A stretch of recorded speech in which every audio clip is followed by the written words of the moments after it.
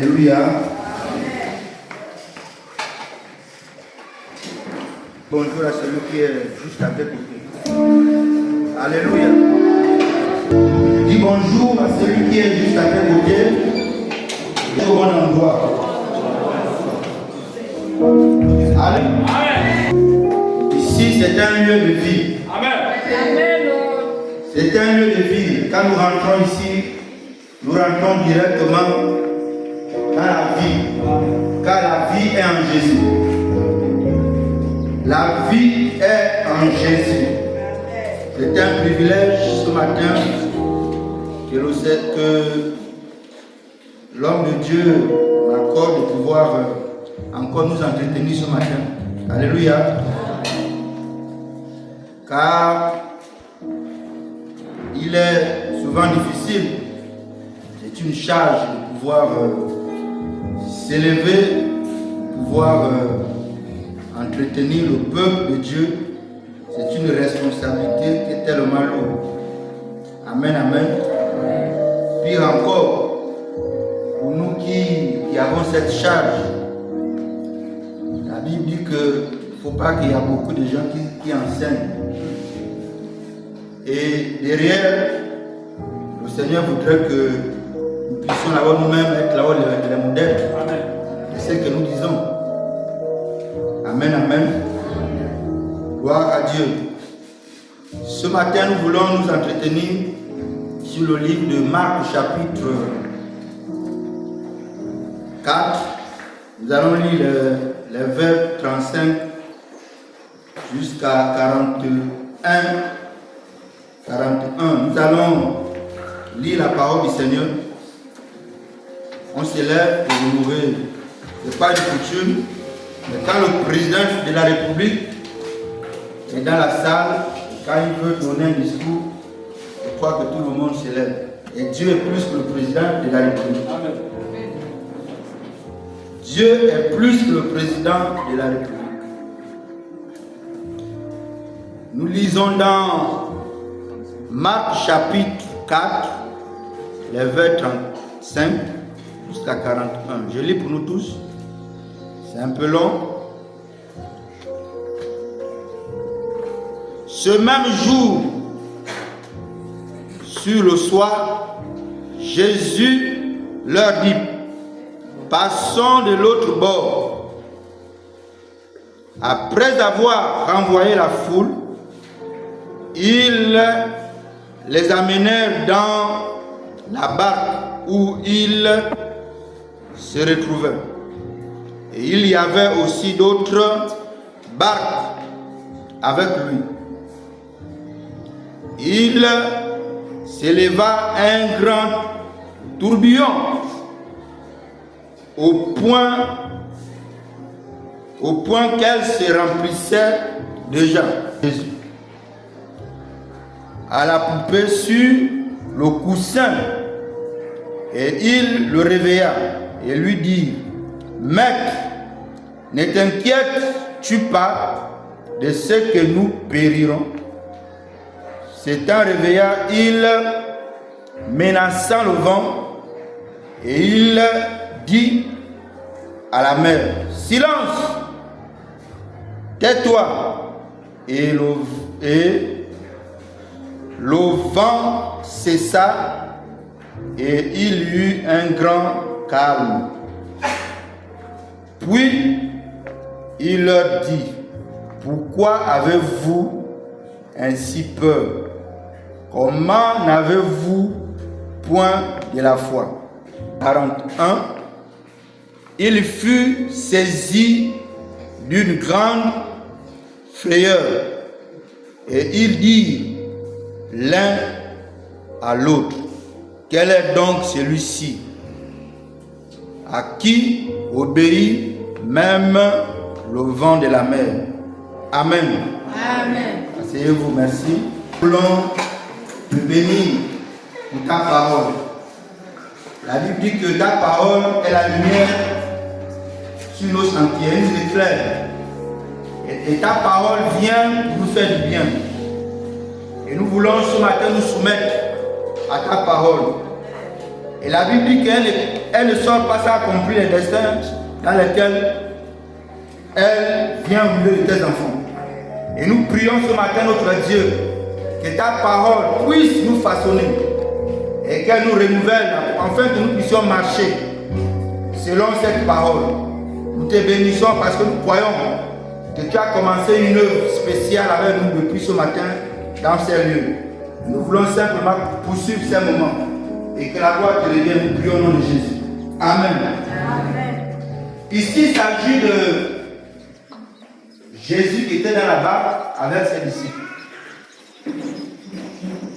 Et il traversa la mer ou le lac ou le fleuve. Et pendant qu'ils étaient dans la pirogue ou dans la barque ou dans le bateau, il y a quelque chose qui va se passer.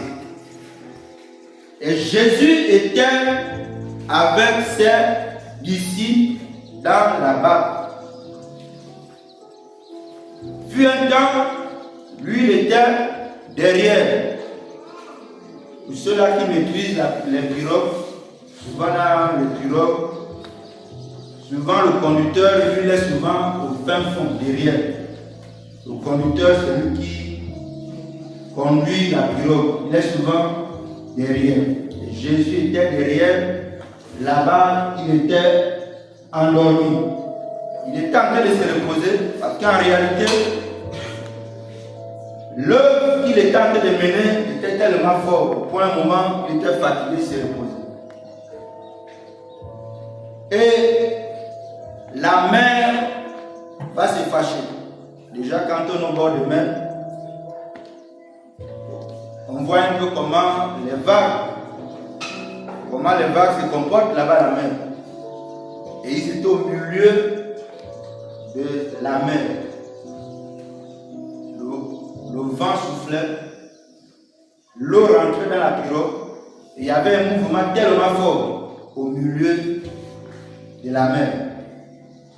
Et les disciples qui étaient avec Jésus ont commencé à paniquer. Ils se sont levés pour dire, mais cette affaire-là, finalement, nous allons mourir, nous allons périr. Alors, ils vont paniquer.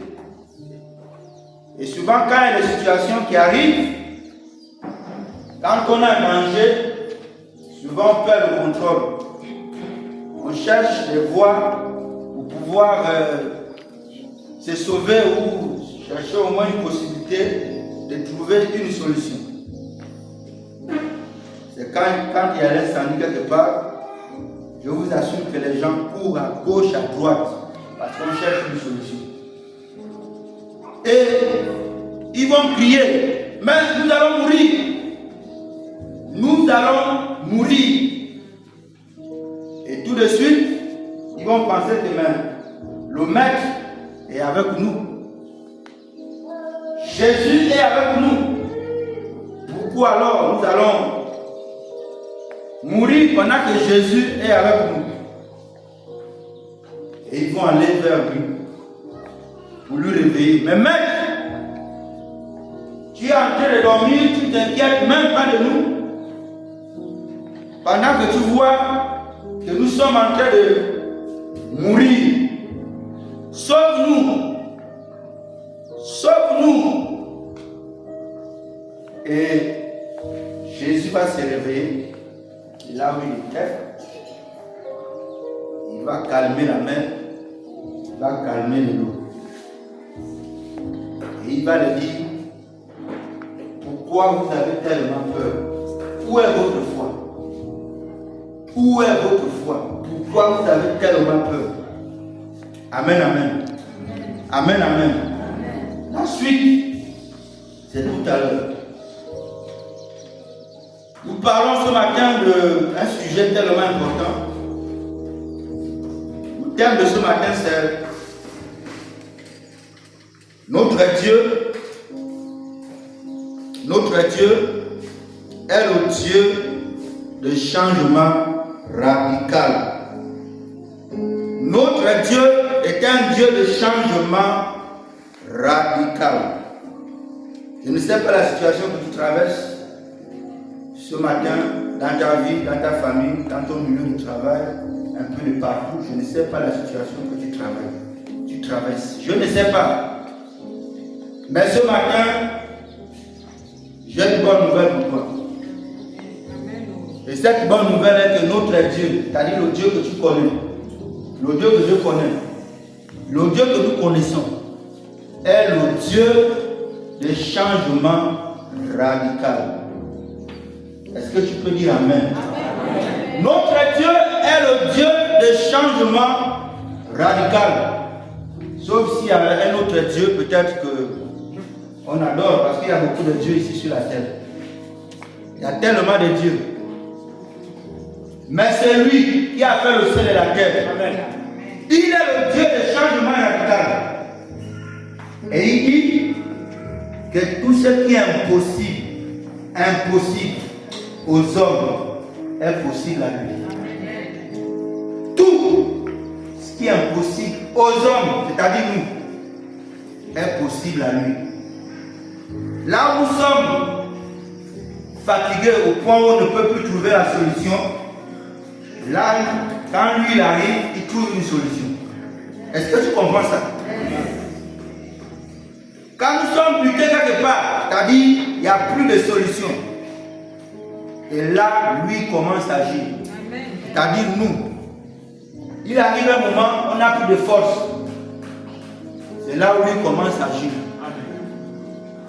Les disciples étaient dans la barque. Ils ne pouvaient plus rien faire. C'est la mort qu'eux ils voyaient. C'est-à-dire ce qui s'est déroulé la fois dernière là, à Libreville. Voilà. Nous allons mourir. Nous sommes en train de mourir. Mais quand lui s'élève, il trouve la solution. Quand lui il s'élève, il trouve la solution. Et je tiens à te dire ce matin que peu importe ce que tu traverses, et quand Jésus s'élève par rapport à la situation que tu traverses, il trouve une solution. Amen. Nous allons voir ce matin 4 vérités parmi tant d'autres. Comme nous parlons d'un Dieu qui change toutes choses, nous qui sommes des enfants, nous sommes appelés également à subir ce changement. Voilà pourquoi dans le premier point, nous parlons de la nouvelle naissance, comme on a appris la semaine passée. La nouvelle naissance, le changement, quand le Seigneur nous appelle, il nous appelle au changement total. 2 Corinthiens 5, 17, ici quelqu'un est en Christ, il est devenu une nouvelle créature. Les choses anciennes sont passées et voici toutes choses sont devenues nouvelles. Les choses, quand on parle de choses ici, c'est-à-dire il y en a tellement beaucoup. Il n'y a pas que 2, il n'y a pas que 3 ou 4, il y a tellement beaucoup. La liste, elle est longue. Si quelqu'un est uni en Christ, il est devenu une nouvelle créature. Les choses anciennes sont passées et voici toutes choses sont devenues nouvelles. La Bible dit que nous étions égarés, les brebis égarés, dans la boue et chacun suivait sa propre voie. Je ne sais pas là où le Seigneur t'a appelé. Moi, le Seigneur m'a appelé, j'étais dans la boue de la boisson. J'étais ivrogne. Parce que sous là, c'est un peu léger. Ivrogne. Moi, j'ai dormi dans les bars. Quand je sors, là, je dors. Comme je vois quelques gens faire. Voilà. Maintenant, chez toi, c'est quoi? Toi-même, tu connais. Chacun de nous sait là où Dieu l'a appelé. Il sait là où il t'a appelé. Chacun connaît. S'il faut citer là, on donne le micro à chacun. On va prendre au moins 30 minutes. On va gagner un peu. Est-ce qu'on peut dire Amen? Amen. Oui. Nous étions dans la boue. La boue vraiment du péché ancrée. Vous étiez. Et Jésus est venu, vous a appelé par son nom. Certainement, je ne sais pas ce que j'étais en train de faire le jour que Jésus t'a appelé du ciel. C'est-à-dire la présence du Saint-Esprit dans ma vie. J'ai commencé à avoir le dégoût de la boisson. Et c'est parti. Et j'ai commencé à le repousser. Même les amis qui m'amenaient dans ces choses-là, j'ai commencé à les repousser. Et j'ai commencé à subir le changement radical de mes pensées. Je pouvais avoir 150 000 femmes. J'ai vu ça en 2 jours. Ma femme était où?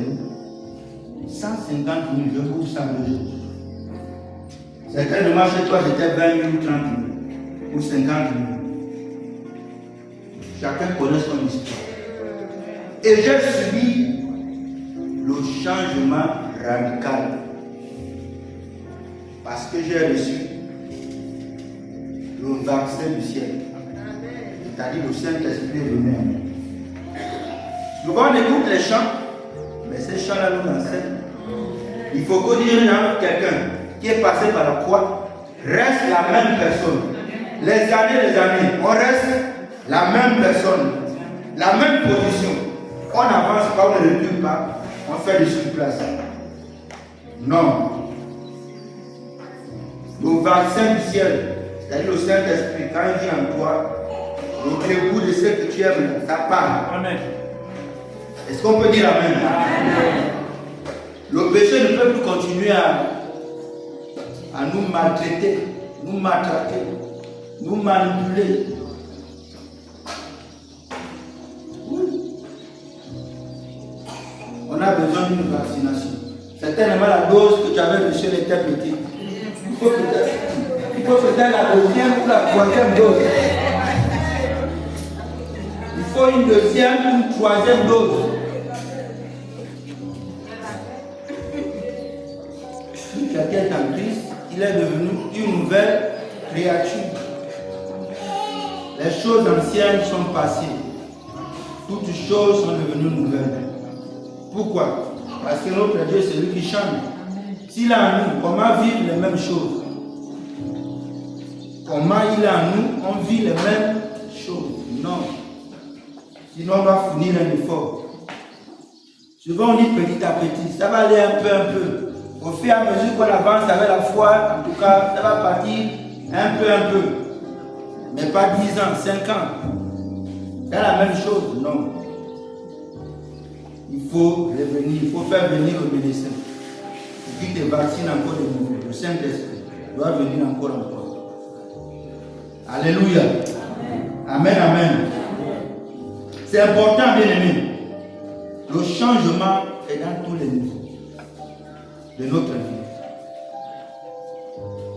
Le constat ici est que, bon, moi je ne vais plus avec les femmes. J'ai arrêté de boire comme moi. Mais je peux continuer à critiquer. Ça, ce n'est pas un péché.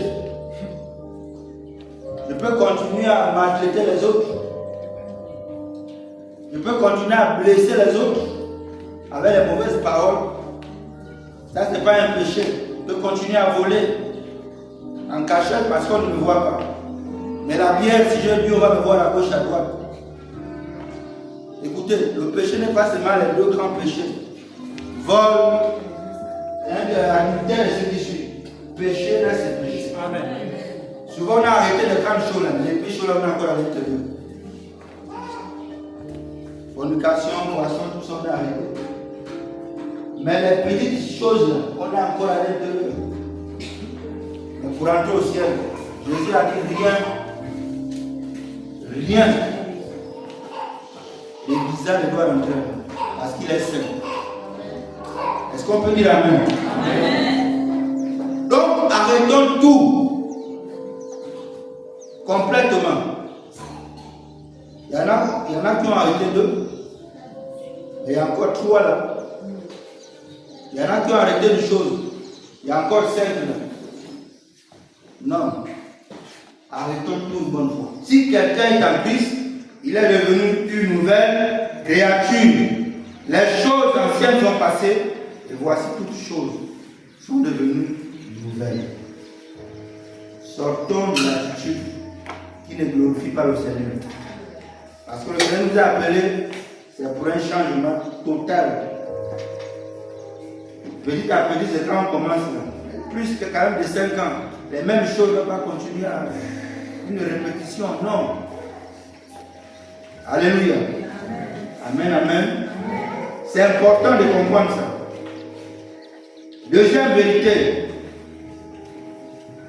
ce matin, et certainement il y en a qui disent, bon, c'est quoi là-bas le changement? Avant de continuer au deuxième point, le changement ici, c'est une modification plus ou moins profonde d'une situation. Le changement ici, c'est une modification plus ou moins profonde d'une situation.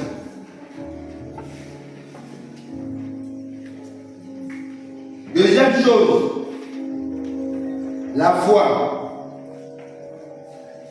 La foi en Jésus-Christ.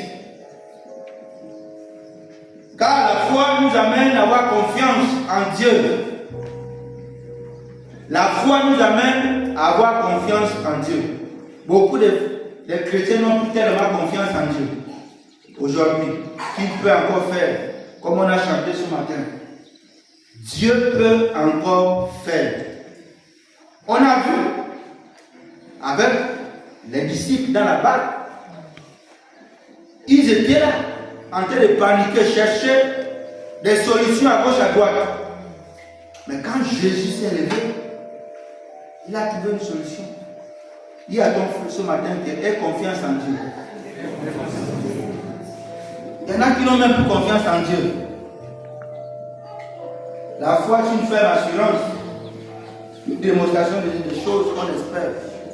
Et ce qui suit. La foi encore c'est quoi? Sans la foi il est impossible d'être agréable à Dieu. Hébreux 6. Car il faut que ceux qui s'approchent de Dieu doivent croire que Dieu existe. Et il récompense, il est le rémunérateur de ceux-là qui le cherchent. Alors, dans les situations que nous pouvons avoir, ce matin le Seigneur t'interpelle à avoir confiance en Dieu, ou la foi en Dieu. N'aie jamais douté. Au contraire, la foi ici c'est douter. Et les disciples étaient dans cette position-là. Nous allons mourir. Mais Jésus était avec eux. Frère, dans ce que tu traverses, Jésus est dans ta barque. Amen. Jésus est dans ta vie. Amen. Alors paniquer. Ou alors avoir peur. Quand Jésus est dans ta barque, tu as confiance en lui. Peu importe les moments ou le temps, il va faire quelque chose. La situation va changer. Est-ce qu'on peut dire Amen? Amen. Jésus est dans ta barque. Sauf s'il n'est pas dans ta barque. Mais s'il est dans ta barque, ne panique pas. Il va changer la donne. Car il est le Dieu de changement radical. Il est celui qui change les temps et les circonstances. Et dans l'introduction, là, il dit que tout ce qui est impossible à nous, là, c'est-à-dire quand on est faible, on crie à lui, il trouve une solution. Est-ce qu'on peut dire Amen? Amen. Donc les disciples étaient genre, nous allons mourir.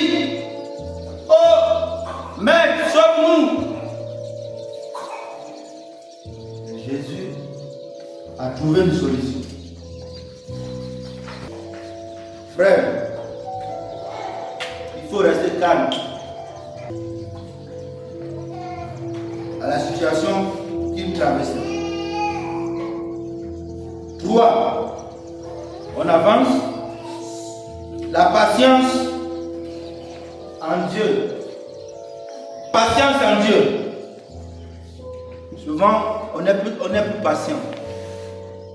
Beaucoup de chrétiens ne sont plus patients. On veut que la situation change aujourd'hui. Aujourd'hui seulement. Mais la patience ici, c'est l'un des réponses. C'est l'un des réponses à Dieu. Quand tu pries, Dieu peut te dire entends. Et tu patientes. Alléluia. Ça ne veut pas dire que Dieu n'est plus avec toi. Ou il n'est plus dans ta barbe. Il va plus changer la situation. Il va changer la situation. Est-ce que tu peux dire amen?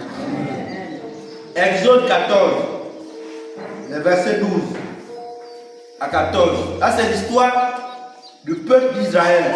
Quand Moïse les amène, ils ont commencé à agresser Moïse. Nous étions bien là-bas. On mangeait bien. Et toi, tu nous amènes devant la mer Rouge, venez nous tuer. Et voilà, ils sont en train de venir devant la mer Rouge. On fait comment? Ils ont commencé à crier sur Moïse. Ils ont commencé à paniquer. Moïse, nous allons mourir. Voilà la mer Rouge. Voilà l'armée qui arrive. Bien-aimés, gardons la patience devant les situations. Gardons le calme devant la situation. Parce qu'on a un Dieu qui est au-dessus. On a un Dieu qui a la solution. Et Moïse s'est levé. Il a pris la verge. Il a fendu la mer Rouge. Et le peuple d'Israël est sorti de là. Changement radical. Et le peuple s'est mis à reconnaître, oh, vraiment Dieu est avec nous. Et ils sont sortis, ils sont partis. Amen. Alléluia. Donc gardons le calme, patientons. Ne paniquez pas. Devant une situation, ne paniquez pas. Je ne sais pas si c'est la maladie. On a vu Bartimée. Dans Matthieu 18, Luc 18, quelque chose. Et Bartimée est venu vers Jésus. Il a crié, fils de David, Jésus, aie pitié de moi. Et Jésus est venu vers Bartimée. Il a imposé les mains. Bartimée a retrouvé la vue. On ne connaît pas la date, on ne connaît pas les années. Et cette situation était dans la vie de Bartimée. Certainement, Bartimée avait plus de temps pour rencontrer Jésus. Gardons le calme. Car notre Dieu est celui qui change le temps et les circonstances. Est-ce qu'on peut dire amen? Amen. Alléluia. L'autre histoire ici, c'est Lazare. Quand Lazare tombe malade, Jésus n'était pas là et Lazare est mort. Dans Jean chapitre 11, vous allez lire les versets 25 jusqu'à 40. Alors, quand Lazare meurt, Jésus n'était pas là. Quand il arrive, les parents disent, mais Lazare est mort depuis, il sent déjà. Il sent déjà. Il n'y a plus rien à faire, il n'y a plus rien à faire. On l'a enterré. Et Jésus a dit, amenez-moi là où vous l'avez enterré, moi-même je le vois. Et quand Jésus a arrivé là-bas, il a prié, simplement. Il a dit, Père, je sais que tu m'exauces toujours. Père, je sais que tu m'exauces toujours. Et un enfant de Dieu doit avoir cette attitude. Amen. Seigneur, je sais que tu ne m'as pas abandonné. Amen. Seigneur, je sais que tu es avec moi. Amen. Seigneur, je sais que tu vas faire quelque chose. Je sais que tu agiras. Souvent, quand il y a des situations, moi, je ne panique pas. Parfois, je me fasse même. Je fais comme si je n'existais pas. J'entends la solution de Dieu. Parce qu'elle est toujours la meilleure. Mais pas celle des hommes. Amen. Et quand Jésus arrive, il a dit ôtez la pierre. Les parents disent mais il sent déjà. Jésus a insisté ôtez la pierre. Ils ils ont ôté la pierre. Et il a crié, Lazare sort. Lazare est sorti. Derrière-le. Changement radical. Le mort est revenu à la vie. Le mort est revenu à la vie. On prie un Dieu de changement radical, les amis. Sinon, la situation que nous traversons, c'est ne change pas. C'est nous le problème. Mais Dieu, il est celui qui change. Alléluia. Alléluia. C'est important de comprendre ça ce matin. Quatrièmement, vous chutez. La prière change de temps et de circonstances. La prière change de temps et de circonstances. Frère, devant les situations que nous traversons, fléchis les genoux et commence à prier. Commence à prier. Souvent ne prie même plus. Seigneur, je suis fatigué, j'ai prié, puis là, je ne peux plus. Il faut continuer à prier. Je vais vous dire une chose ce matin. Est que Dieu agit dans nos vies parce qu'il sait l'alliance qu'il a qui s'appelle. Et si nous continuons à maintenir cette alliance, il y a des choses qui vont se passer. 2 Chroniques, chapitre 29, verset 1 à 11. Là, on voit un prophète, Ézéchias. Ézéchias a mené la réforme. Il a mené la réforme dans la maison de Dieu. Il a mené des réformes dans la maison de Dieu. Mais quelque chose qui va se passer. Dieu va prendre un décret après. Dire à Ézéchias que bon, c'est bon déjà là, tes jours sont arrivés. Je vais t'enlever. Tu vas mourir. Et Dieu va envoyer un prophète aller annoncer. Imaginez-vous, on vient vous annoncer que vous allez mourir. C'est Dieu qui a décidé que vous allez mourir. Quelle serait votre position? On vient d'annoncer que vous allez mourir demain ou après-demain. C'est un décret qui vient du ciel. Je vous assure que même la nuit, tu ne vas pas dormir. On va faire une nuit blanche. Tu fermes les yeux pour que le sommeil ne vienne pas. Les gens ont peur de la mort. Tous ceux qui n'ont pas Jésus. Maintenant, ceux qui ont Jésus, ils ont encore peur de la mort. Mais la mort pour un chrétien, c'était un repos.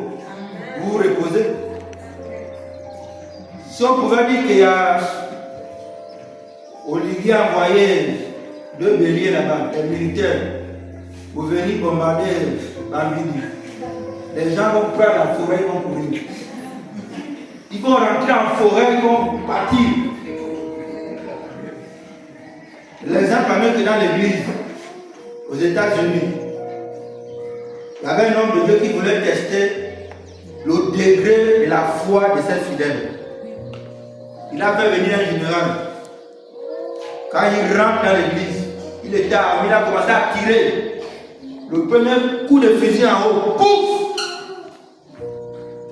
Il a dit, bon, tous ceux qui n'ont pas Jésus, ceux qui veulent mourir à cause de Jésus, c'est ça.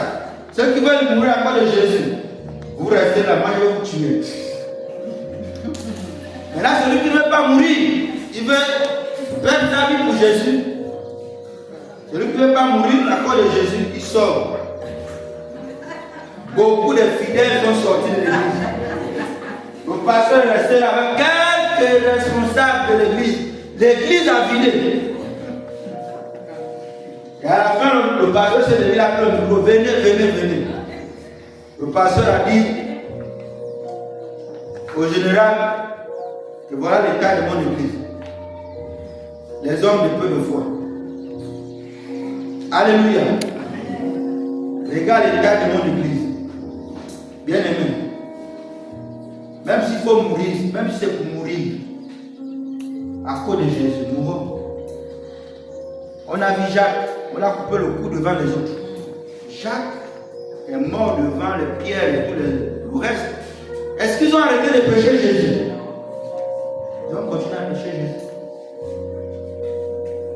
Notre Dieu, ce qu'il fait est tellement extraordinaire.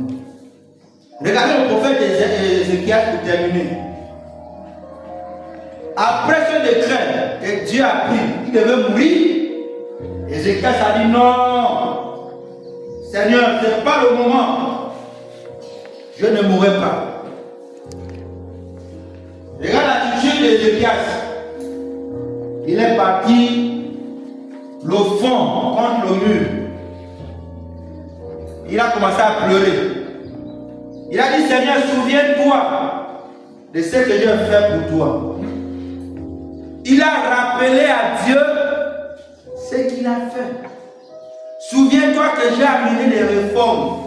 J'ai détruit les hôtels. Regarde ce que j'ai fait pour toi. Seigneur, je ne suis pas prêt à mourir maintenant. Et la suite ici, c'est quoi? Dieu a écouté. Dieu a écouté l'attitude d'Ézéchias. Et Dieu a pris la décision de l'ajouter 15 ans de vie à cause de ses œuvres. Est-ce qu'on peut dire amen? Alléluia. Dieu a décidé d'ajouter à Ézéchias 15 ans à cause de ses œuvres. Dieu a changé la norme. Le décret était déjà donné. Dieu a changé la norme. Dieu a changé la situation.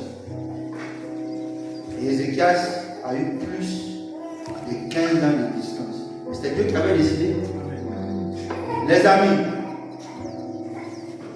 les œuvres que nous posons ici, ça va nous rattraper. Ça va nous aider. Ça va nous sauver. D'ailleurs, la Bible nous dit quoi? La foi sans œuvre, elle est morte. Cette femme-là, Dorcas, hein, c'est Dorcas, non? Qui est revenue à la vie à cause de ses œuvres. Ézéchias, Dieu avait appris le décret qu'il devait mourir. Dieu l'a ajouté 15 ans d'existence à cause de ses œuvres. Les amis, ce que nous faisons là, dans la maison de Dieu, ce n'est pas cadeau. Nous sommes en train de nous préparer. Ce que nous faisons là, dans la maison de Dieu, nous sommes en train de nous préparer. La rencontre de nous. Tu donnes tes dîmes, tes offrandes de la grande. Tu fais du bien dans la maison du Seigneur. Ça va te rattraper. Viens poser les actes dans la maison de Dieu. Il faut travailler comme il faut. Tout à l'heure, on a compris. Je vous ai donné les exemples. Pourquoi alors, souvent quand on demande, nous allons cotiser pour ceci. Souvent, on est là, on raisonne. Non, moi je n'ai rien. Non, moi je n'ai pas l'argent. Frère, donne. Souvent on pense qu'on donne pour le pasteur. Quand on donne pour l'ancien, on donne pour la diaconie. Tu fais ça à quelqu'un, tu fais d'abord à Dieu. Alléluia. Et tes œuvres, c'est ce qui va te sauver. C'est ce qui va t'aider. Ça va te sauver. Amen, amen.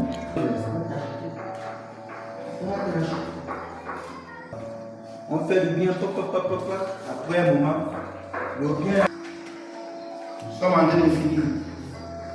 Travaillons pour le Seigneur. Laissons les choses de la terre. Ça, là, Dieu a déjà tout payé. Amen. Alléluia. J'ai béni le Seigneur pour ceux qui ont compris qu'il faut vraiment s'aimer pour le Seigneur. Et continuons vraiment à le faire. Avec zèle, sans hésitation. Frère, viens d'abord, il y a un programme là. Ouais, je suis un peu fatigué là. On trouve des raisons. Bien aimé, si c'est pour Dieu là, faisons-le avec un cœur, sans même réfléchir. Faisons-le.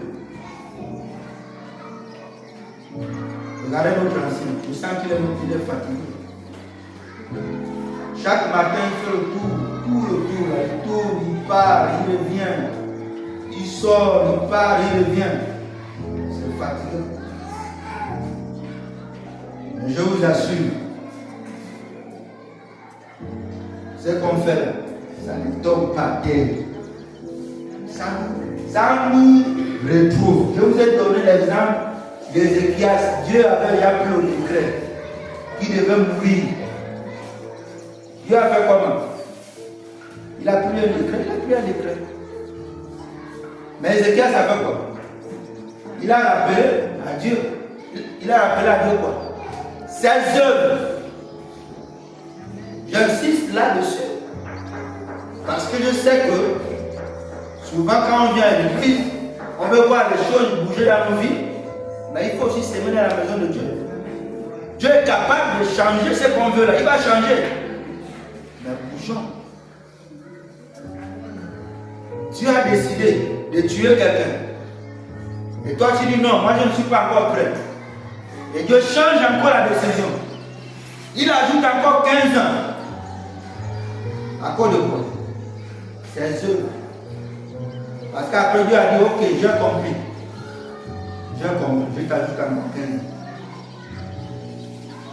Donc, ce que nous faisons, faisons-le avec un bon cœur. Faisons encore plus. Dis à ton frère, fais encore plus. Fais encore plus. Fais encore plus. Fais encore plus. Car ce que tu fais, tu ne vas pas rester ici. Voilà ce qu'on a vu ce matin. Je ne vais pas mettre de temps. On a appris ce matin que notre Dieu était un Dieu de changement radical. Et on a compris que le changement d'abord part de nous-mêmes. Nous, les enfants de Dieu, que Dieu a appelé à sa maison. On doit d'abord être né de nouveau pour subir ce changement-là. Deuxièmement, on a appris ce matin qu'on a besoin d'avoir la foi et avoir confiance en Dieu pour obtenir les faveurs du Seigneur dans la barque. 3, on a compris que